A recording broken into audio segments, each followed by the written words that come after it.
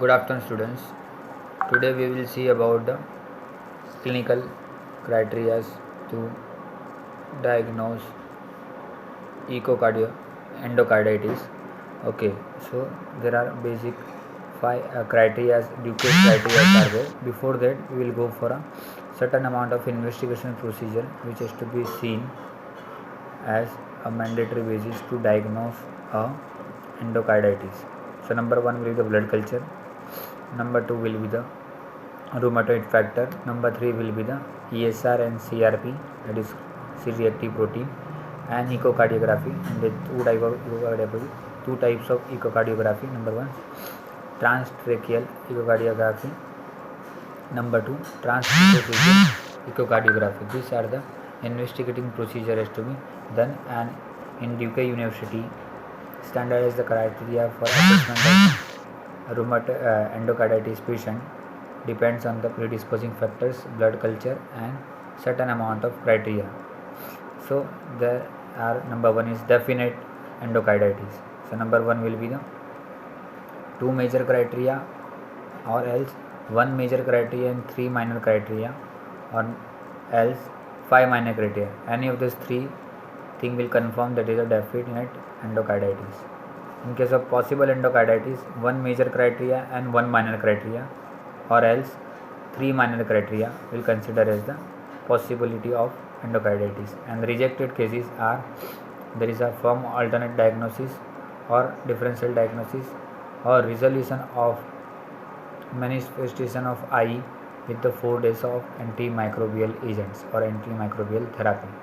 This is how the endocarditis will be measured or go for a clinical diagnosis of that.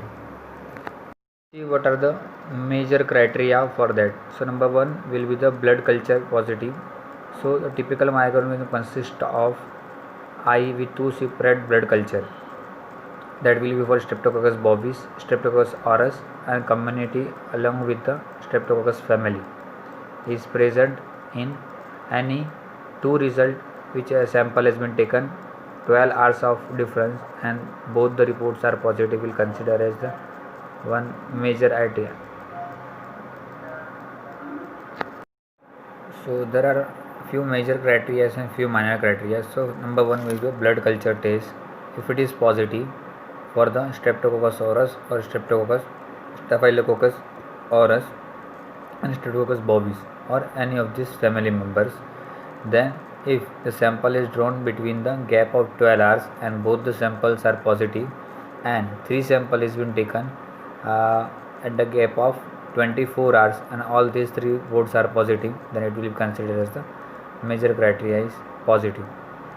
Other criteria is that if Ig antibody titer is more than 1:800, and that is also considered as the major criteria, and echocardiogram is positive for eye vegetation and abscess or new formation in the prosthetic valves, then it is, or valvular regurgitation, then it is also considered as the major criteria. So out of these 4 major criteria, and few are the minor criteria. So few are minor criteria include if temperature is more than 38 degrees centigrade, then the vascular phenomena, the major artery is getting emboli or septic in the pulmonary infarcts or myotic aneurysm. These are the include as the minor criteria. Immunological phenomena will include the Osler's knot is positive, rod spot is positive, or rheumatoid factor is positive. These are the immunological criteria which also include in the minor criteria. Then intracranial hemorrhages or conjunctival hemorrhages or Janus lesions. These are the any of the symptoms will consider as a minor criteria. So already we have seen about the Duke's classification for diagnosing the criteria, and management of this will be considered as initially as the severe antibiotics and antimicrobial therapy, depends on the which organism has been found, or in case of antibiotics even in case of the broad spectrum is going to be covered. And after along with this, the patient has referred for the physiotherapy for number of symptoms, that will be considered as the breathlessness and lack of energy and low in the cardiovascular endurance or overall general endurance. So these are the things we have to look during the assessment part, that certain signs and symptoms will be positives, vitals will be altered, and other inclusive criteria has to be seen for the diagnostic, or the patient is still in the process of diagnosis and patient will be referred for the physiotherapy for certain reasons. Now, as a part of physiotherapy, what management we have to decide it. So as we know that it is a kind of a inflammatory or chronic inflammation to the endocardium of the heart, so we should start with a certain amount of bad activity, including a deep breathing exercise, as the patient will have a certain amount of dyspnea. Along with that, we have to look for generalized conditioning on the bed and on the field respectively. Then as the patient is maintaining vital with the bad activity, then we have to increase the activity on the floor, but we should not activity with the any kind of resistance exercise or cross running. So it should be done start with the basic protocols of bad activity, start with the deep breathing exercise, and in case of any kind of air entry is restricted to any lung area, then segmental breathing exercise to be prescribed accordingly. And along with that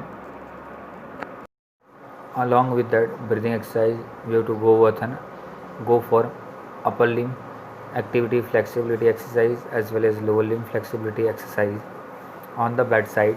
If the patient is able to control that easily without any alteration in the vitals monitoring, then we have to go for an field activity, but we will not go for any kind of resistance exercise. We can go for all kind of flexibility and active range of motion exercise or gravity assisted resisted exercise.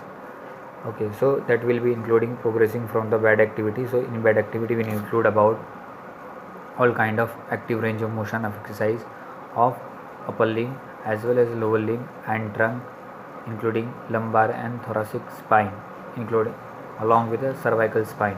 So complete spine has to be rectified. Mostly they have adapted abnormal posture due to a certain amount of breathing problems and a certain amount of chest pain in the anterior parts, so that has to be recorrected well.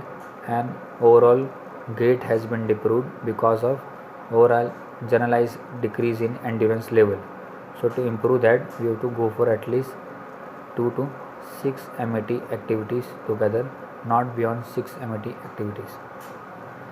And exercise time will be maximum 60 minutes, and in between a hold or relaxation should be given if the vital is going beyond the normal criteria.